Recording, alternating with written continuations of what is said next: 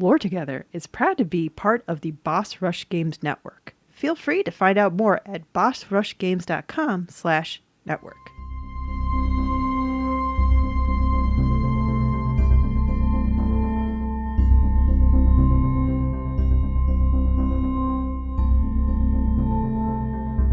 Hi, I'm Safi. And I'm Mystic. And this is Lore Together. This is the podcast where a husband and wife team go over all the world building, storytelling, and characters of video games. Because it's what we like to do together. We lore together. Yep. And this is episode 95. 5 more episodes until we have to think of something really creative and fun. No pressure. Yeah. I have no ideas. You have no ideas. Do you want to send us ideas, though? Mystic, why don't you tell them where they can send us ideas? I wish we had planned these segues because they're really good. No, we're just really good for having done them on the fly. If you'd like to contact us, you can do that in many different ways. Twitter, Instagram, Mastodon, Reddit, YouTube, and Steam, down in the description. Or through email at loretogether@gmail.com. Now, before we get to the next part of the usual spiel, we would like to welcome a new patron. Yay! So welcome Everett to our group of Patreon supporters. It's been awesome to see you in the live streams, and we're so glad you've joined the Patreon. And if you'd like to join Everett as well as the rest of our supporters, and we hope you do, you can do that over on patreon.com/loretogether, where you can pay a per episode pledge to get early access to episodes, early access to Let's Plays. What else am I thinking of? Mini episodes. Mini episodes. Yeah. Which some of them aren't that mini. I think back to the Keith David episode I did, and that is not a mini, so that's a full-on secret episode you can only get through the Patreon. Yep. And the other way you can help us, kind of flip these this time, is by giving us thumbs up, 5 hearts, 5 stars, whatever it is, wherever you're listening. We appreciate it. It's always nice to see that number on Spotify slowly climbing up. Yeah, we love it. Thanks so much for all of that. And that means more people get to hear us and, tune in whenever they hear about a game that they'd like to hear about. Speaking of the game that you're going to hear about, today it is not a surprise to me. No, it is not a surprise. There is a new game coming out very soon.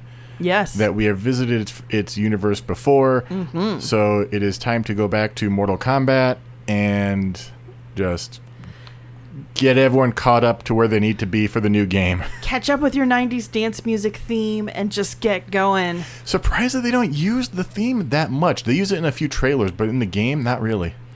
They should use it more in the game. There is the new commercial for the new game that has Dave Bautista in it. Oh, really? Yeah, I'll show it to you after.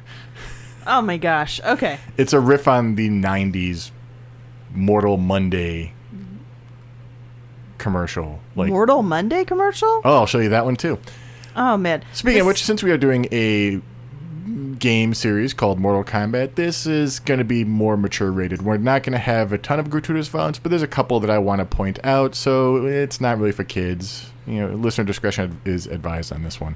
Yes. So, with that being said, though, we have covered Mortal Kombat before. If you are interested in hearing what we've covered, was our first episode 31?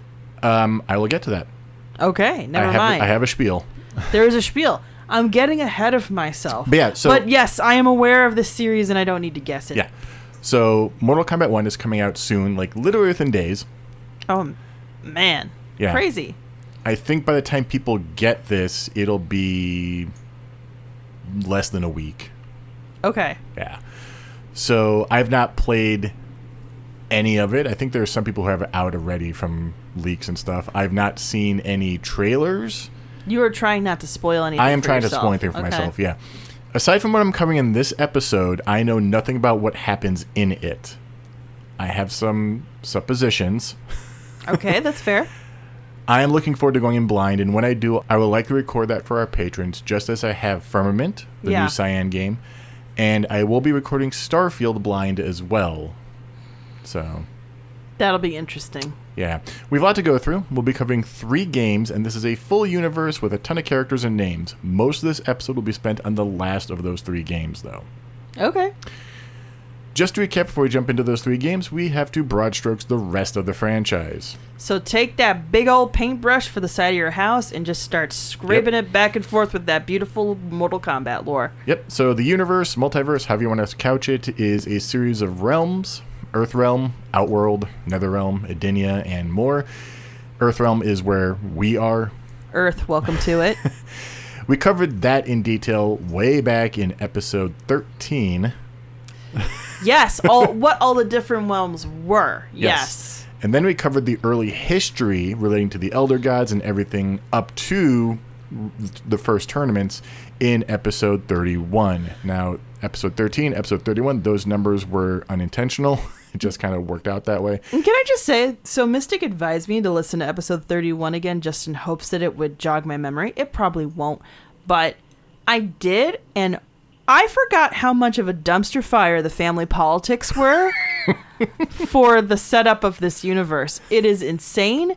No, you do not set up your sons for failure by saying one of you will get the bad weapon and bad piece of armor.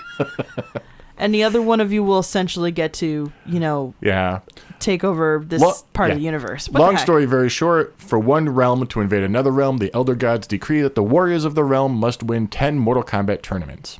Yes, 10 of them in a row. In a row, very specifically. Now, throughout the history, people have played very fast and loose with that edict, and power-hungry tyrants always break the rules. Oh, like we have no experience with that in the real world at all. We left off with Emperor of Outworld Shao Kahn's forces about to partake in the 10th tournament before Liu Kang, a human Shaolin monk, manages to defeat the sorcerer Shang Tsung, which was the 1992 Mortal Kombat. Fast forward a bunch of shenanigans, and we have 2006's Mortal Kombat Armageddon. We're about, not quite a dozen different games in the franchise now. Not all mainline games, but yeah. Okay. But 2006's Mortal Kombat Armageddon culminates in a fight against the elemental Blaze, who is a being that guards ultimate power. We kind of touched on him a little bit in episode 31. Yes, we did. That game ends finding Thunder God Raiden in combat with Shao Kahn, who has just defeated Blaze and therefore has unbelievable power. I got the power. All other warriors from Earthrealm, Netherrealm, etc. are dead. Like, pulled apart and vultures eating them dead. Yeah. Oh, it's so gross. So absolutely gross. Defeated and about to be dealt the final blow, Raiden uses his last attempt to cast a spell on his amulet, which has been shattered, to contact his past self and says the line, he must win before being killed. Wow. What follows after this, so that's mixing two different games right there. This cutscene of he must win is from Mortal Kombat in 2009, which is a reboot. Oh, wow. But this is a modified telling of the first 3 games from the 90s. Whoa.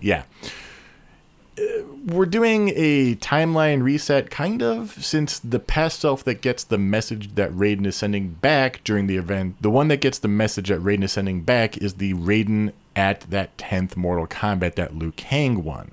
Oh, like, right when they're walking into the temple to start that tournament is when Raiden gets this crazy vision. And it basically ends up being a game of what ifs, as Raiden has to keep guessing the correct course of actions to avoid this ultimate fate. That is definitely a god dilemma, yes. Right? And all he has to work with are fleeting glimpses of the future. Fun. A single line of dialogue playing the pronoun obscures the noun game. Wow. And the fact that his amulet has suddenly and ominously cracked when he received this vision. So at first, his only theory is that Liu Kang must win the tournament and is stopped from doing so. Right. Fair enough. Nothing to work with yet.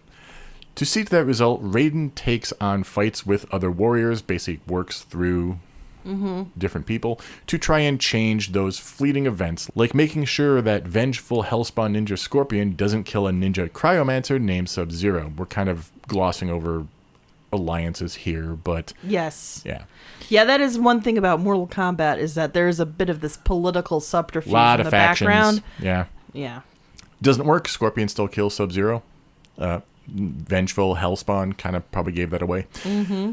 He also tries to ensure that Ninja Cyrax doesn't kill action movie star Johnny Cage, which actually does turn out the way Raiden wants. Now, Johnny Cage is a bit of a weird case in this franchise as a result of this game, because in this game it is revealed that he is descended from a Mediterranean cult. I'm sorry, what? That bred warriors for the gods. So, like, there's some sort of long Greek tradition or something? Something like that. Warriors with special abilities. So that's a thing. It will come back to play later in this episode. This feels odd and possibly like a crime. And I'm not sure if I can condone this. I don't think I can. We get other little tidbits here that would be familiar to anyone who has played Mortal Kombat before, such as the Edenian princess of Outworld, Kitana, finding a cloning facility where they have made a clone of her named Melina. The cloning process is not a clean copy, but rather one mixed with Tarkatan blood, leaving Melina with a gaping mouth of jagged teeth. So gross. So gross. Anyway, at the end of the tournament, bypassing a bunch of stuff, we have Liu Kang winning the tournament. However, Raiden's amulet is still cracked. Mm-hmm. Shang Tsung heads to Shao Kahn to plead with him for another chance, and another tournament is held very rapidly. It's supposed to be once a generation. This is right, because you said it was like once every 50 years in the last one, which would be about once a generation ish. So you see 2 tops in your lifetime. Yeah, this is essentially retelling Mortal Kombat 2 now, broadly. Raiden again tries to use his vague future knowledge to change events, keeping Ninja Smoke from being taken by the Lin Kuei Cyber Initiative. So the Lin Kuei is Sub-Zero's group but that he is Grand Master of, but there's like this offshoot called the Cyber Initiative where they're making... The Lin Kuei Cyber Initiative sounds like a tech bro rap group that's like based in the suburbs of San Francisco. Either way, so he prevents Smoke from being taken by the Lin Kuei Cyber Initiative, and in turn... I'm sorry! I just imagine a bunch of tech bros in sunglasses now, like, trying to be tough. Oh. So anyway, the new Sub-Zero ends up being the target who gets taken and turned into a cyborg. So eventually we do get Cyborg Sub-Zero. In another attempt to alter the timeline again, Raiden swaps out Liu Kang for fellow Shaolin monk Kung Lao. Okay. It's not a great gamble, as Kung Lao is completely destroyed by Shao Kahn, causing an enraged Liu Kang to jump into the fight anyway, mortally wounding Shao Kahn in the process. Wow. None of this matters, though. Raiden's amulet is still cracked. Crack is whack, yo.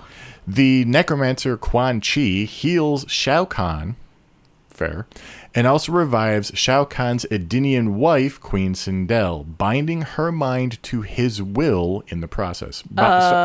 Binding Queen Sindel's mind to his, Quan Chi's, will in the process. That still sounds like a bad idea. Yeah. So... broadly, Edenia was a peaceful realm that was invaded by Shao Kahn before his attempts at conquering Earth. We talked about this in episode 31 and how Sindel sacrificed herself to protect Earth Realm and how that really wasn't the case. But, yes, and all the fans were mad that they essentially helped save a woman who was a deceiving, we will get there. Conniving person. By aligning with Shao Kahn, Quan Chi has essentially aligned Netherrealm and Outworld, which nullifies an edict that kept Shao Kahn out of Earthrealm without the tournaments. Oh, wow. So with that edict basically dust, he launches an invasion of Earthrealm, which leads to fighting in the streets. Quite literally, we introduce police officer characters and stuff like Stryker and Cabal. Yeah. Oh, new random human characters. Yeah. Cabal used to be, at least in this retelling, used to be a criminal, but then ended up becoming a police officer. We're basically into Mortal Kombat 3 territory now. There's a lot of hand waving going on right there. Yeah. So things get so bad that Raiden decides that he will seek help from the Elder Gods. This will be a recurring theme.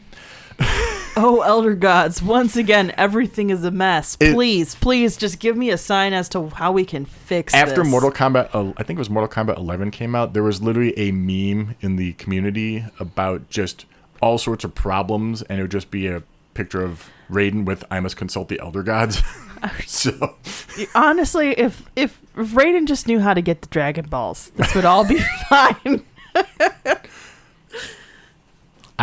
I want to see that game. I would watch that crossover. I mean, I'm sure someone's done it. I'm not nearly as invested in either one of those universes, but I would watch that crossover. So he takes Liu Kang with him to speak to the Elder Gods, and while he's gone, the rest of the forces are attacked at their HQ by Queen Sindel, still under Quan Chi's power, who has also taken Shang Tsung's power. Oh no. Yeah, she outright annihilates everybody in what was a poorly received cutscene because of how many seasoned fighters she just dispatches with one or two things. I mean, in violent ways. Wow. But so she eviscerates them, it sounds like. I do remember when somebody gets a heel, like stiletto heel to the throat. Oh God. Yeah. Yeah, kids, don't be listening anymore. What is this? So, oh man. Poorly received though it was, I still had my jaw on the floor while I was playing this for the first time. I was like, what is... Wow. What is going everybody's dead. That's not... That feels very unfair. And the people who fight her are this ridiculously diverse group, actually. We have the Special Forces soldiers, Sonya Blade and Jackson Briggs. Johnny Cage is there. Former Black Dragon soldier Cabal and his police officer buddy Curtis Stryker. Princess Katana and her bodyguard Jade.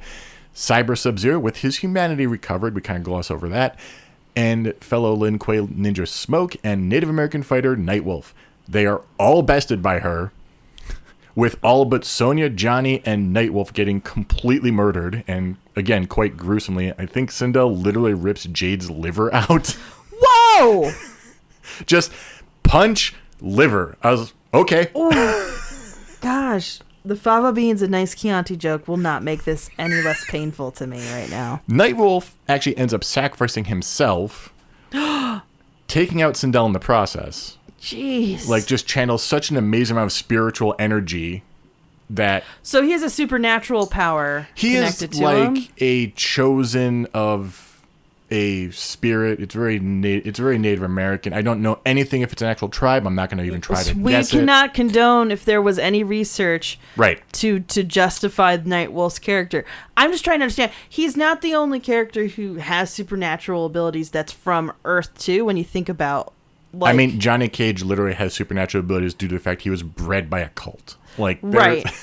And, like, I think about, like, even, like, Liu Kang's order. Like, they're able to do exceptional stuff. Yeah, they have, like, fireballs and stuff. Yeah. Yeah. So, Nightwolf ends up sacrificing himself, taking out Sindel in the process, just as Liu Kang and Raiden return, having had no luck with the Elder Gods, mostly because of semantics. Semantics? Yeah, the tournament was never about stopping invasions, but about stopping the merger of realms. To the Elder Gods, it's not about anything else than keeping a balance in the realms. Wait. So as long as the realms, like, this realm is still in this corner, and this realm is still in the other. So basically, as long as... Are they balancing on the turtle? As long as the Catan board tiles are not overlapping, we are okay. Yeah, they do not care as long as the realms are in balance. That's when Raiden finally realizes what has to happen and who he must win is. Shao Kahn must win because him winning will throw off the balance. Oh, okay.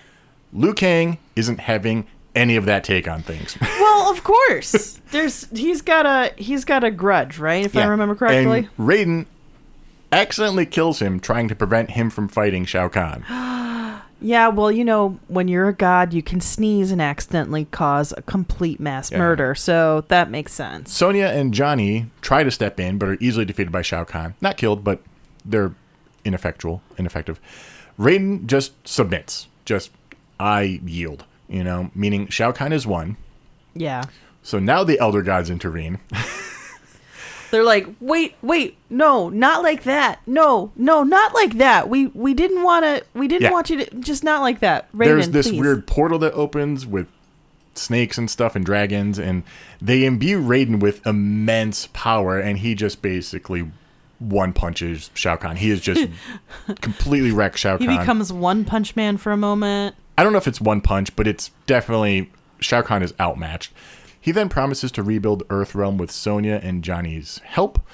Unbeknownst to them all, however, this whole thing has been a lot of string pulling by the fallen Elder God Shinnok, who wanted Shao Kahn out of the way so that he could more easily take over both Outworld and Earthrealm. So once again, the Catan tiles will not be overlapping, but they will still be taken over by evil. That's just one game. That was all one game? That was all one game. I guess. That was all Mortal Kombat 9, although it's just called Mortal Kombat. It's the 2011 Mortal Kombat. Okay. I mean, I guess interspersing it with enough punching. Yeah, I could see that being one fight game. Okay. Yeah. 2 years later, Quan Chi and Shinnok put their plans into action. Quan Chi uses the souls of all the warriors who died in that little invasion, Oh, wow. namely the ones who were killed by Sindel, to build up his own army of revenants. So, if I remember correctly, when we did a live stream a while back, we had to fight the revenants of the fallen players? I mean, the fallen characters? I believe you played Mortal Kombat 11. Yes. That's I don't probably think the revenants show. I mean, there are revenants there, but I don't remember if like they show the up evil early versions of good characters. Yes. Yeah, they're definitely there. Yeah. Meanwhile, Shinnok's army of Netherrealm demons also invades. Their goal is to corrupt the Jinsei, the very life force of Earth. We catch up with some of Earth's defenders, namely Sonya Blade, Johnny Cage, the blind swordsman Kenshi Takahashi, as they fight off a Revenant Sub-Zero as well as Scorpion.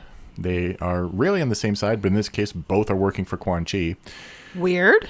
Yeah. We also catch up with Raiden and his brother, the Wind God Fujin, as they defend their temple from more Revenants, namely Stryker, Sindel, and Cabal. Okay. Eventually, we have Shinnok about to kill Sonya.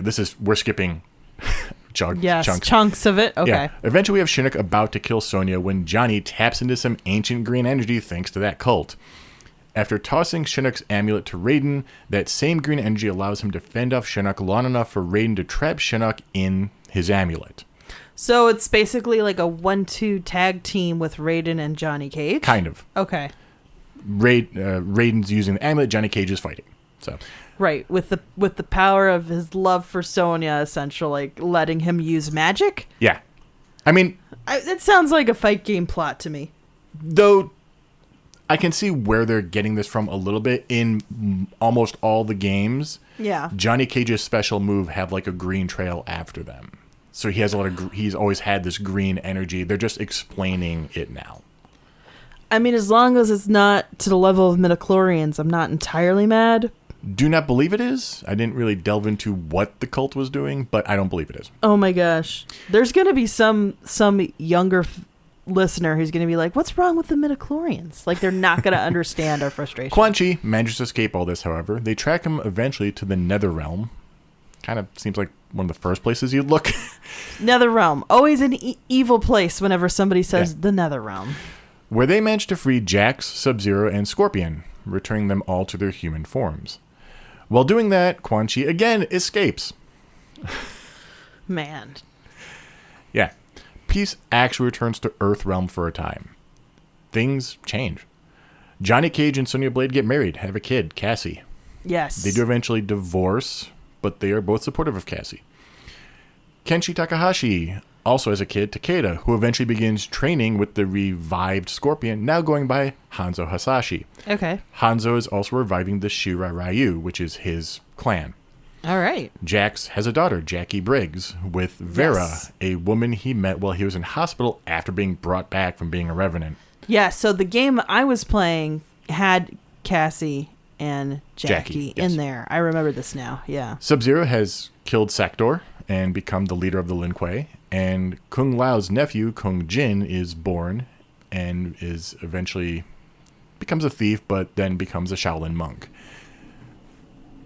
We catch back up 20 years later when Johnny Cage is training a new team of fighters made up of Cassie, Takeda, Jackie, and Kung Jin for a mission to Outworld to help the new Khan there, Kotal, suppress the rebels who are led by Melina. She also happens to have Shinnok's amulet. Dun dun dun! Thanks to Kano, leader of the Earthrealm's Black Dragon crime syndicate. Oh, that's no good. Now, since the amulet is the property of an elder god and actually has him inside of it, it's an extremely powerful artifact. Oh, yeah, that makes perfect sense. The squad helps suppress Melina's forces and secure the amulet. Kotal, his throne secure for the time being, sentences Melina to death. What? She is killed in a surprisingly gruesome death, even for this franchise. Let's look. The heel and the neck was already enough for me. Oh, no, you gotta hear this one. Do I have to? Yes. Do I really have to? Because this is... No, I don't. So I just want to... I'm pulling a little buddy. It's in my notes. I'm going No, I don't. Devora, a chitin insect humanoid who is Kotal's second in command, kisses the captive Melina and then floods her with insects that eat her from the inside. I didn't need to know this. I absolutely didn't need to know this. This is vile. This is disgusting. Oh, it is shocking. It's abhorrent. Even the other characters who live in the world It has allegories to real life crimes that I don't want to talk about right now. Even the other characters who live in the universe of Mortal Kombat are kind of taken aback. I would rather just have her literally be gutted right? and have a vulture eat at it. Yeah. Now, Kotal Khan is also entrusting Cassie and her squad mainly because the artifact came from Earthrealm via Kano. He's like, I don't know you. Oh. But one of your people got this to my enemy. But rather than sentence them to death, he decides to keep them all as hostages to negotiate with Raiden. The problem there is Devora is actually a double agent. She is working with Quan Chi. Yeah, that doesn't surprise me. She steals the amulet. Meanwhile, Cassie and her team escape to warn Earthrealm, so everyone's just getting out from under Kotal at this point. This eventually leads to Hanzo Hasashi getting revenge on Quan Chi.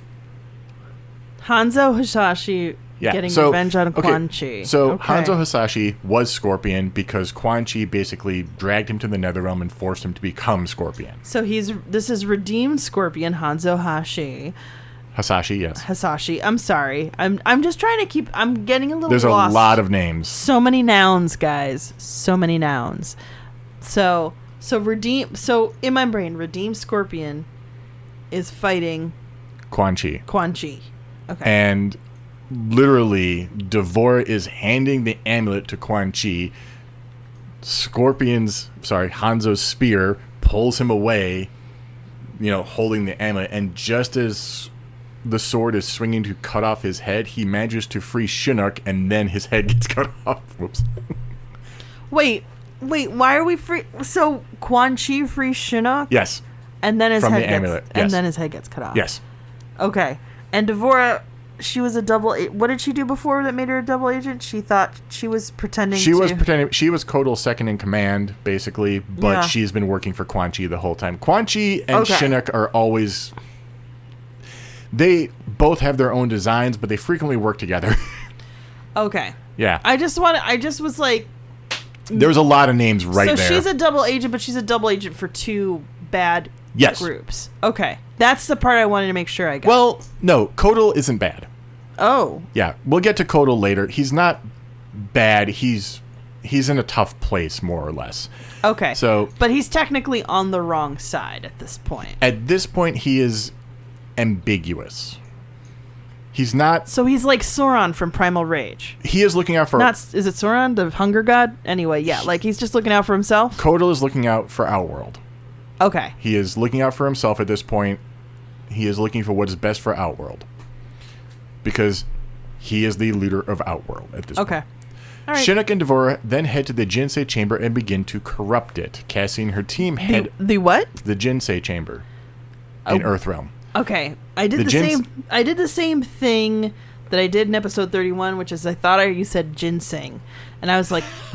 I suddenly just got that taste in the back of my throat. Sorry. Cassie and her team head off to the chamber to stop them. When we get there, we find out that Devora has been torturing Johnny Cage.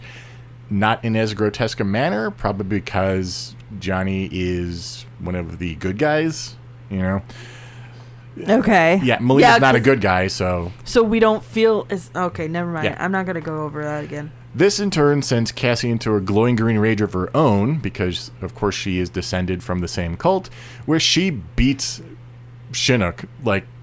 She completely wipes the floor with him, saving Johnny in the process. Raiden then purifies the Jinsei using his own body. Oh, wow. This has consequences, yes. Okay. That's exactly what I thought you were going to say. The corruption that he siphoned from the Jinsei ends up corrupting him. He becomes a ruthless protector of Earthrealm, killing anybody who gets in his way.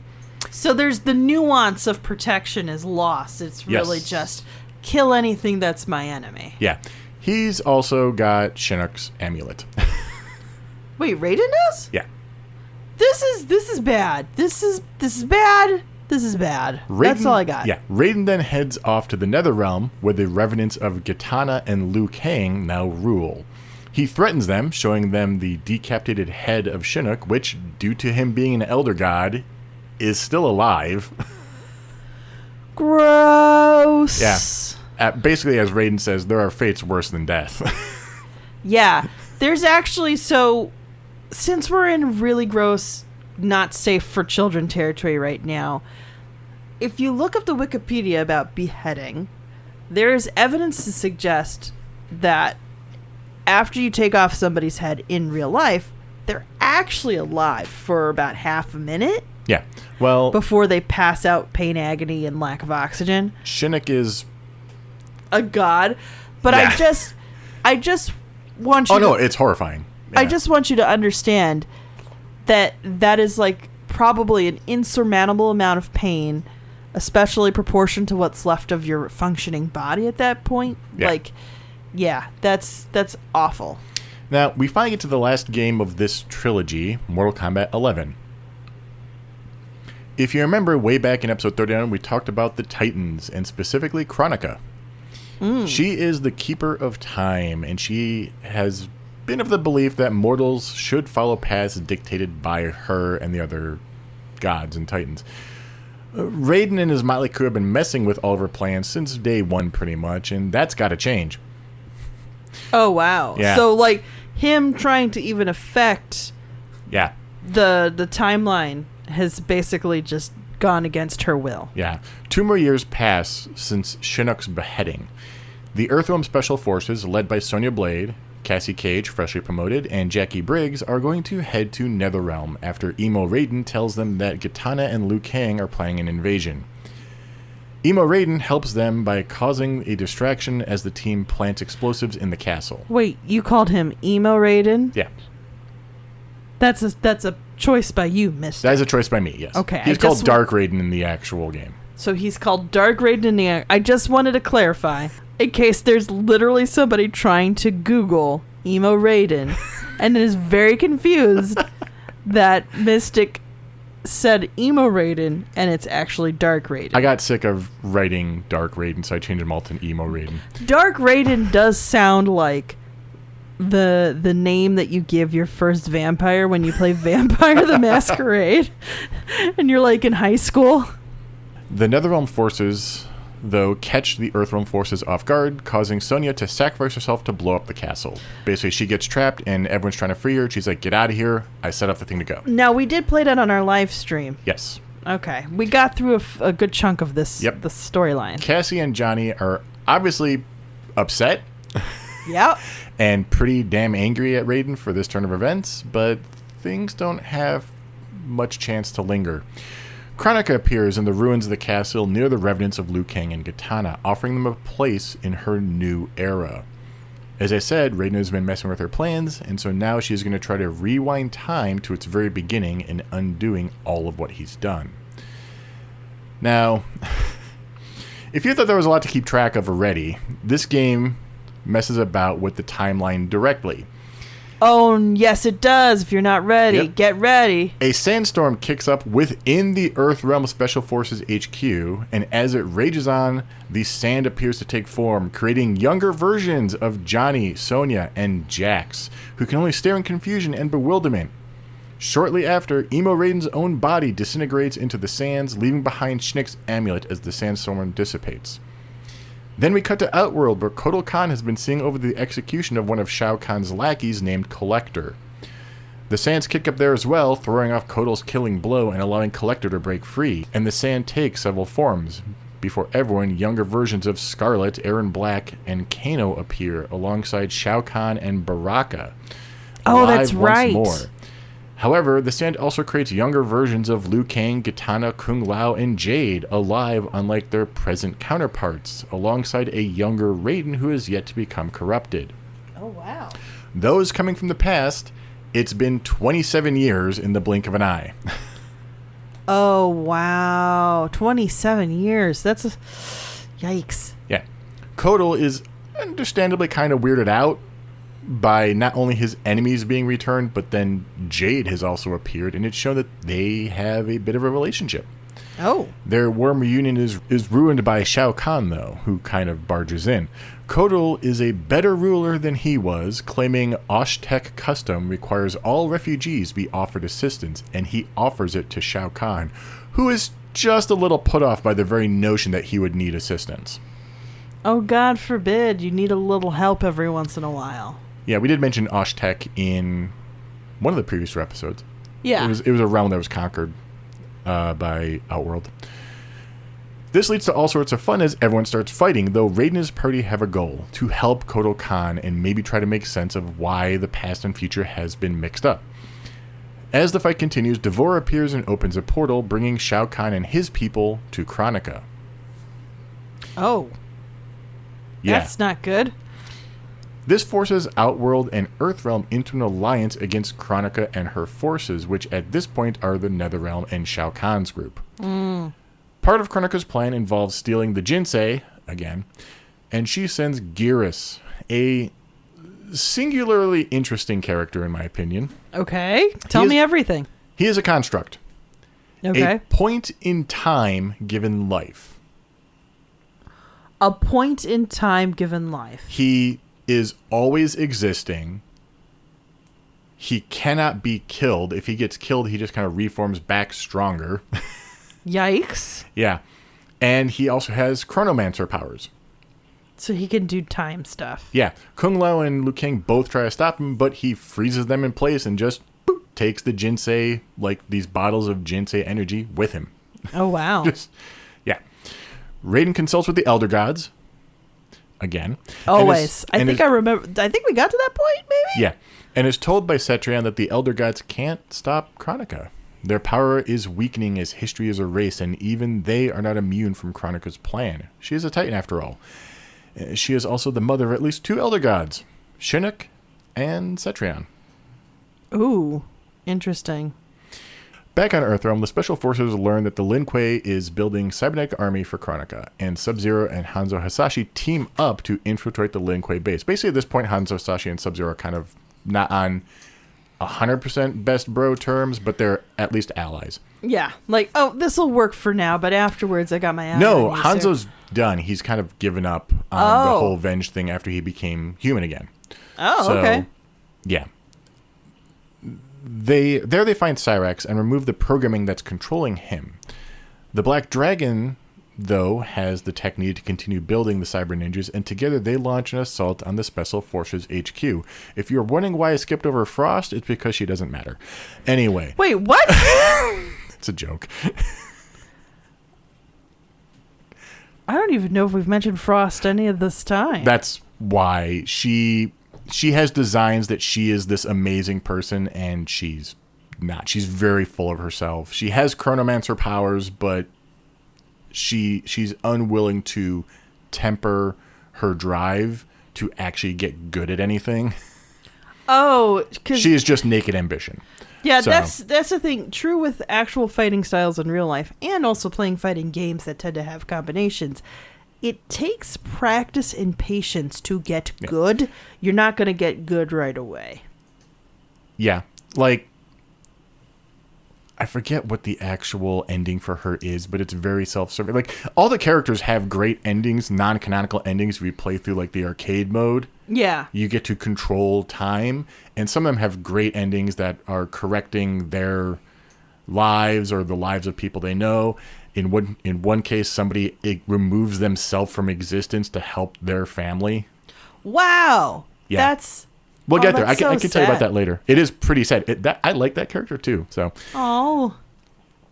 But anyway, this ends up being a lot of timey-wimey stuff, we've kind of been ignoring it for the most time of this write-up, but to nail home a salient point, if anything happens to the past version of the character, it happens to the present-day one as well.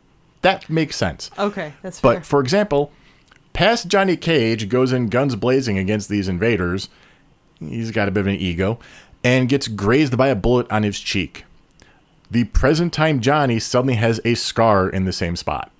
Yeah, I think I remember seeing something about that. The during past live stream. versions of Johnny and Sonya are both taken hostage by the Black Dragon, which is not great.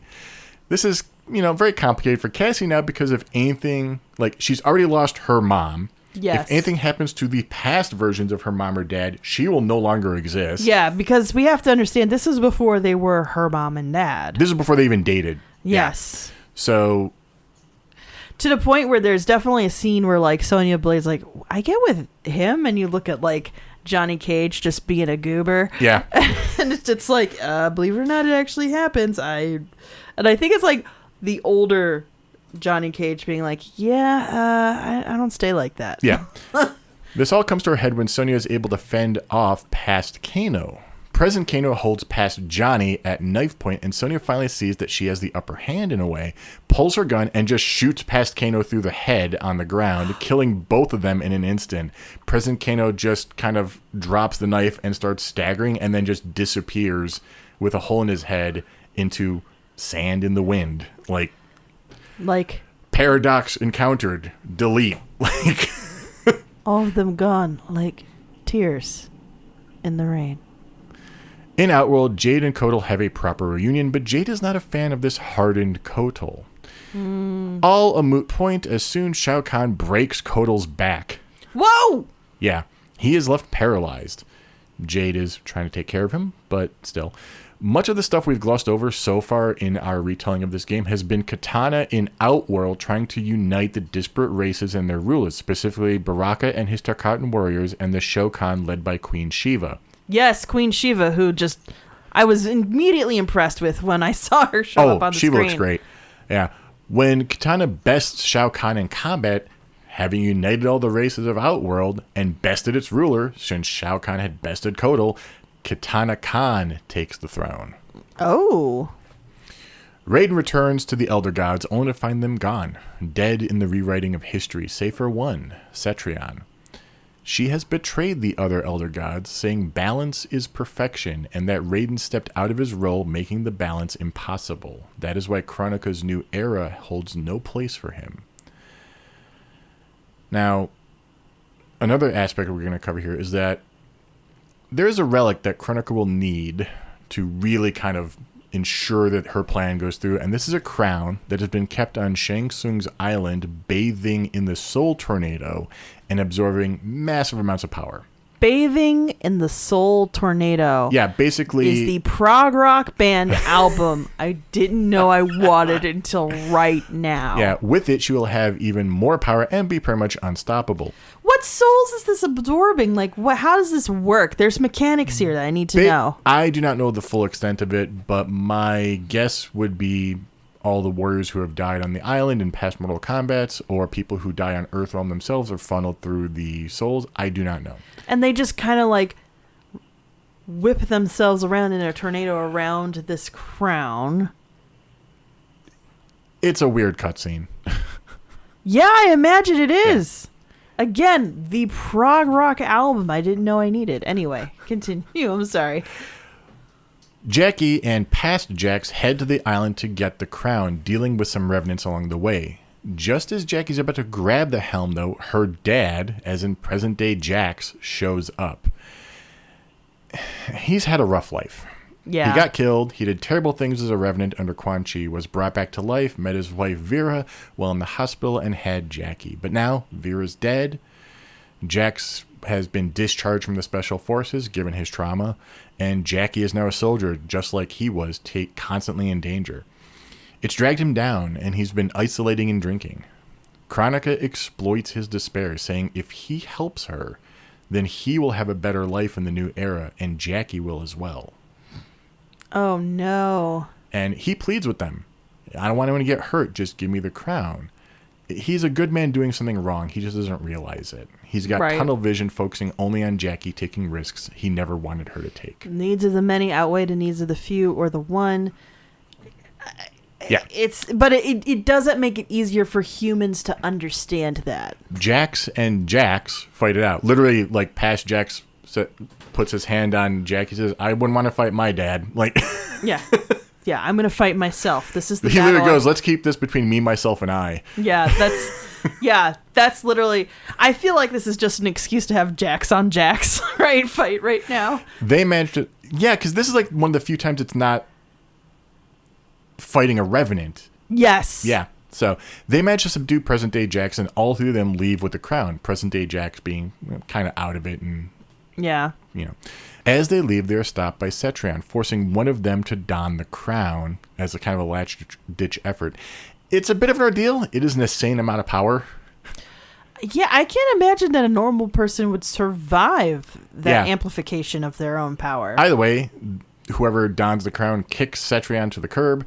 So you can choose who gets it, and it Yeah. doesn't matter. Okay. One thing I did like about this game, I don't remember if the previous ones did it, because this is the most recent one in my memory of playing, but when you're playing stories with two people, you can pick one of the two people, and then the other person goes and does something else while you're in the middle of combat. Yes. Okay. So- I think I do remember some of those choices early on in the story.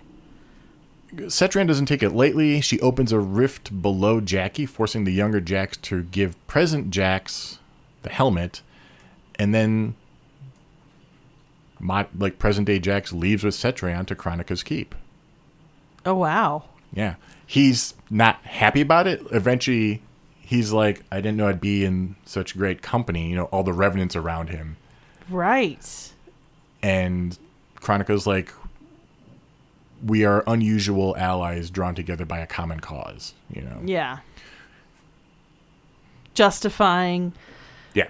all the awful, awful, awful stuff they're doing because she's got a bug in her ear about the balance of time and Yeah. how there's no way what Raiden did could ever be recalibrated. I'm sorry. Oh, did I mention that Chronica is played by Jennifer Hale? No.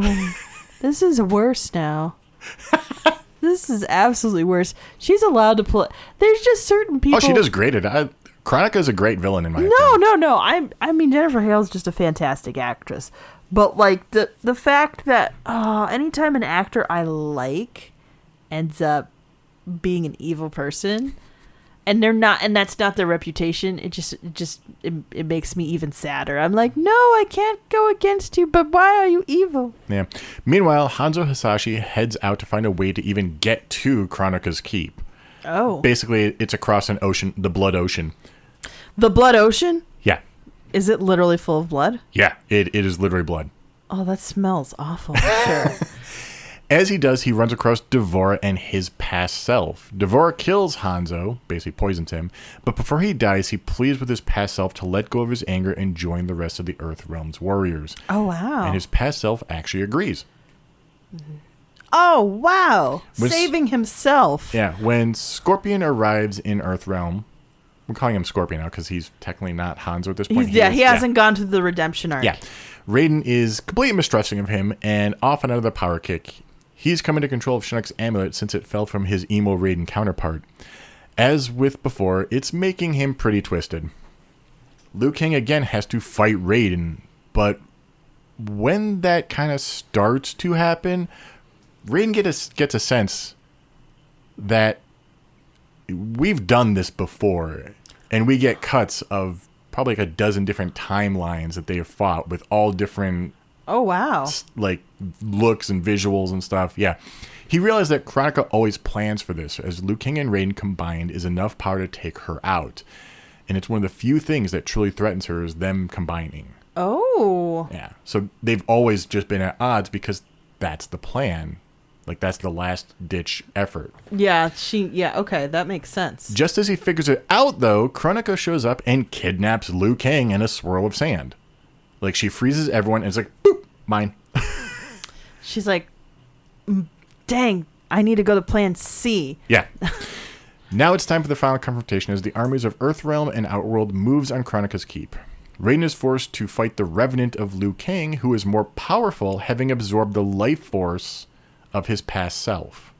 Oh, no. Yeah, we do not rescue that Liu Kang that was just kidnapped. Oh, no.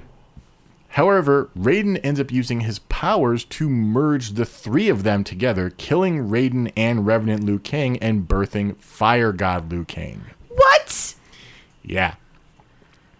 As the forces breach the keep, Kronika turns back time to the very beginning. Okay. Oh, everyone slows and then just fades, except for Liu Kang, who is immune from the effects. Because he's a fire god? Because he is now a god. He is now an immortal. Oh, interesting. He fights Kronika, and with her defeat becomes the sculptor of the Sands of Time. He is aided in this by the now mortal Raiden. Oh, interesting. They're about to begin restoring history when they are interrupted by the opening of a portal. Shang Tsung, Fujin, and Nightwolf all emerge, having been imprisoned in the Void for refusing to assist Kronika. Wow. They tell Liu Kang that the crown, as it is, will not fix time. It's going to make things worse because the crown was broken in the fight with Kronika. Oh, interesting. They have a way to fix it, though. They ask to be sent back in time to steal the crown before Cetrion recovers it. Okay. Raiden is suspicious of all of this, but Fujin and Liu Kang have some words before Liu Kang agrees to send them back. Okay. And what happens then is we literally start retelling the game we just did. Whoa. This is a DLC called Aftermath. Okay. Yeah. So they arrive right when Kitana's about to face Shao Kahn before she's made Kahn herself. They kind of have to stay into hiding, though. Yeah. Secret themselves away. Shang Tsung determines that their best chance of winning against Cetrion, because none of them can take her on, without the crown, is to resurrect Queen Sindel, which requires a bunch of mucking about in Outworld. Queen Sindel, who was the deceiver, Queen Sindel, who is the... Well, she was under the control of... Quan Chi. Okay. Yeah. But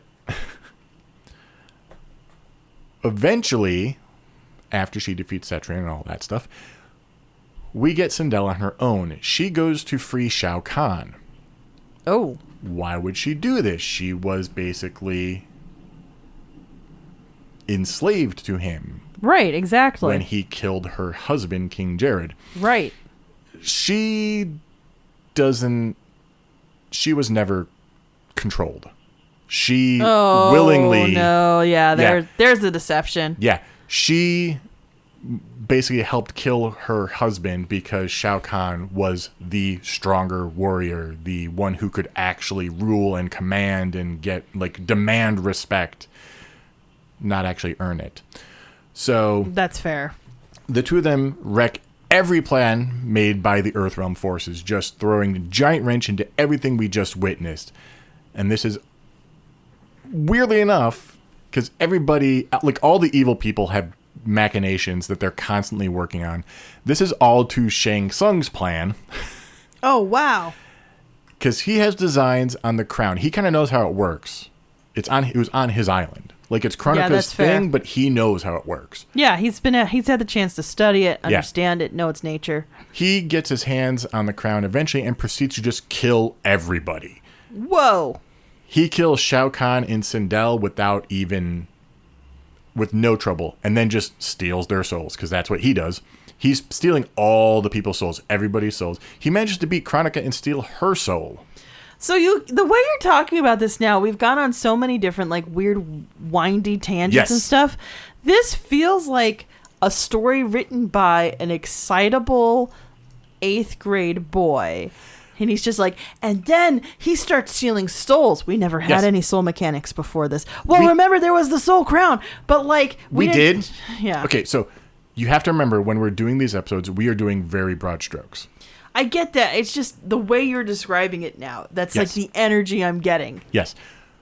Shang Tsung's thing has always been stealing souls. That's where he gets his power. Everything is stealing souls. Okay. We literally see him steal someone's soul earlier in this storyline against the protestations of Fujin and Nightwolf. Okay. Yeah. So he needs to do this. This is his modus operandi, is stealing souls for power. Okay. So, yeah, it maybe come across very hectic and broad strokes, but that's because it is broad strokes and therefore hectic. Yeah, that's fair. But just as Shang Tsung is about to start using the hourglass and bend time to his whims, Fire God Liu Kang comes through a portal. And he knew all along what Shang Tsung's plans were because he had the hourglass. He could see the threads of time and which version was going to happen. But Liu Kang did need the crown fixed. That part was true. And by killing everybody, Shang Tsung has ensured that the crown would remain intact through the whole thing. Ah. So they fight, resulting in Shang Tsung's defeat. There is a choice. You can choose, like, Shang Tsung wins. Oh, really? You can, but obviously that's not the canon. I don't know. Maybe in Mortal Kombat 1 that is an option you can have, but I don't know. But the obvious choice is Fire God Liu Kang. Yeah. Wins, has the crown, is now at the beginning of time with a blank slate before him. Now, we do get one hint of what is on that blank slate because we cut to a Shaolin temple. This poor guy, I forget what he's doing. I think he's just cleaning a statue or something. And suddenly there's Fire God Liu Kang. Yeah. And being like, we have to prepare. There's a tournament coming. And this is the original Kung Lao. Oh, wow. Generations ago Kung Lao. Yeah. So that's all we get. And that blank slate after that is what is going to be Mortal Kombat 1. A complete reboot of the timeline yet again. Well, I guess if you can justify it with the most convoluted path you could, you should do. And that was all one game from the beginning of what we did in the last live stream to what you just described at the end now. Yes. Wow. Yeah, Yikes. everything dealing with Chronica, that's all one game. Yikes. Considering we didn't even know who Chronica was until that game. So much yikes. Oh Yeah. my god. I told you that Mortal Kombat 11 was the longest of the ones we would cover. And partly that's so it's kind of weird. The DLC adds some character stuff. It adds Sindel, it adds some stuff with Fujin, it adds some stuff with Nightwolf, and it adds this whole thing with Sindel and Shao Kahn. Yeah. And changes Sindel's backstory drastically. But it ends at the same spot that the original game did, with Liu Kang having control of time. It's just it's a weird one. Although in the original game, maybe that's fair. In the original game, he brought Kitana back to decide how to manage time with him. Oh, okay. And in this one, he doesn't do that. So. Okay. But yeah, there's a ton we glossed over. Mortal Kombat 11 is definitely my favorite of the franchise so far. Okay. Just because the storyline is, despite my rapid pace through it, is actually pretty good. There's a lot Well, of... I imagine, it's one of those things, if you keep playing through, it has so many different twists that you're kind of like on the edge of your seat trying to get to what the next there's not really any if you're playing through it first time through, I just kept playing. I just had to see what happened next. It's a little wonky sometimes why some people fight. It's like you're allies but you're just fighting. Okay. But we glossed over like all that stuff in Outworld, trying to secure the Outworld loyalties and stuff. That is, you get glimpses into Tarkatan society, you get glimpses into Shokan society that you don't get in the other games as much.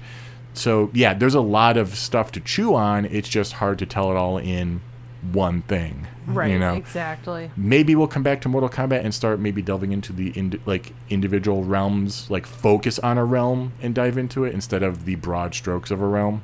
Right. But that's for a future episode. This was a lot.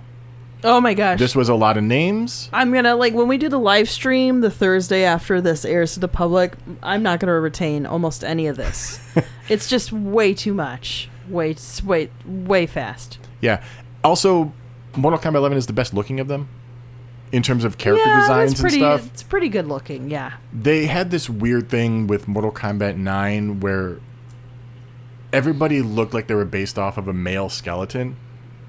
Oh. So that isn't a big deal, but the designs for like female clothing and stuff, and some of the guys too, it's just a little weird. And not all male body types are the same too. Right. So yeah, you kind of have to work with it. 11 just did a better job. 11 was where I felt the people designing stuff grew up a little bit in terms of visuals. So, and Mortal Kombat 1 looks more the same. It looks more like they're a little bit more mature than, you know, comic book characters. Yes. All right. Well, then which one am I playing during the live stream? No idea yet. Well, if we end up playing the same one I did for episode 31, we got to continue that same storyline. We can't just go from the beginning. I'll look at where we left off. We may have to just start up a chapter. Yeah, that's fine. Like, start up in the middle of a chapter is one thing, but starting way from the beginning is that's fair. Yeah. Either way. And keep in mind, when we're not doing the live stream that's based on what we just covered, we are doing Mass Effect. Our alternate live streams. A live stream that will probably be going on for about a year or so as we get through the original Mass Effect. And you can... Another thing we forget to mention is patrons get to vote on what we're doing next in that live stream. I have to go do a poll right now. Let me go do that. Yeah. Thank you guys for listening. We will catch you next time. Catch you next time. Thanks for listening. Bye. Bye.